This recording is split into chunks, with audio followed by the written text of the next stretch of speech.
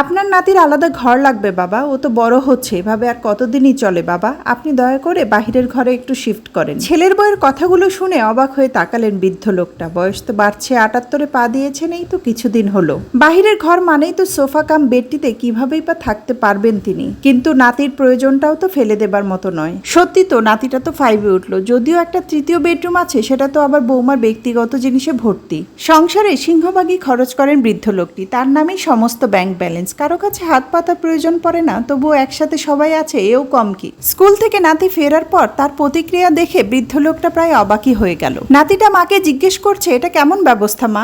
মা বলল, কেন তুই যে বললি? হ্যাঁ বলেছি, কিন্তু আমি কি বলেছি তা তুমি বোঝনি। রাতে সোফা কাম বেডে ঘুম আসছিল না বৃদ্ধ লোকটার। হঠাৎ তার নাতির গলা, দাদু ও দাদু, আমার একা শুতে ভয় করছে, চলো আজ থেকে তুমি আর আমি একসাথে ঘুমাই। না রে দাদু ভাই, তোর মা আবার শুনলে খুব রাগ করবে। আমি থাকতে তোমার কোনো ভয় নেই দাদু, এ নিয়ে আর একটা কথাও নয়। একটা 10 বছরের ছেলে কথাটা বলছে, এটা 28 বছরের যুবক বলছে, তা বুঝতে পারছিল না বৃদ্ধ লোকটা। অবাক হতেও যেন তিনি ভুলে গেছেন। চোখ দুটো আজ খুব বেশি বেইমানি করলো। ঘুমন্ত নাতির পাশে শুয়ে অশ্রু যেন আর বাধা মানল না। অবহেলায় কখনো এক ফোঁটা কান্না আসেনি তার কোনোদিন, কিন্তু ভালোবাসার সঙ্গে কে আর কবে জিততে পেরেছে বলুন। বৃদ্ধ লোকটা এখন 85-তে পা দিয়েছে। বয়সের ভারে দেহ মন দুটোই নুয়ে গেছে। একজন সেবিকা আর রাঁধুনি তাকে সবসময় দেখাশোনা করে, বাজার ঘাট রাঁধুনি করে, সাথে গোটা সংসারটাও দেখভাল করে।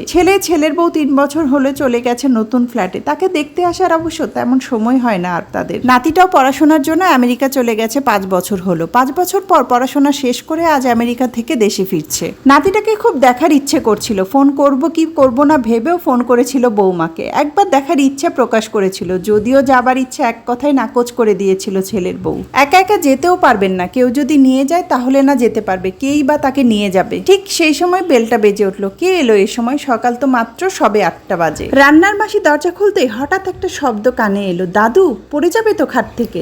আমার নাতির গলা। ওরে ছাড়, দেখি আগে তোকে ভালো করে, কেমন সাহেব হয়েছিস। হ্যাঁ রে, মেম সাহেব বউ আনবি নাকি আমার জন্য? কিরে মা বাবা কই? ওরা আনতে যায়নি তোকে? গিয়েছে, আমি ওদের চোখ এড়িয়ে পালিয়ে চলে এসেছি। ভয় নেই, মেসেজ করে দিয়েছি। আগে তো আমি আমার দাদার কাছে আসবো, তারপর অন্য কথা। একটু পরেই ছেলে আর ছেলের বউ বাড়িতে আসলো। ছেলের বউ ওর দাদুর ঘরে দরজা ঠেলে ঢুকতে গিয়েই থমকে গেল। দরজার ফাঁক দিয়ে দেখলো দাদুর বুকে মাথা রেখে চোখ বুজে দাদুর আদর খাচ্ছে তার নাতি। দাদু ওর মাথায়, পিঠে, শরীরে, চুলে হাত বুলিয়ে দিচ্ছে।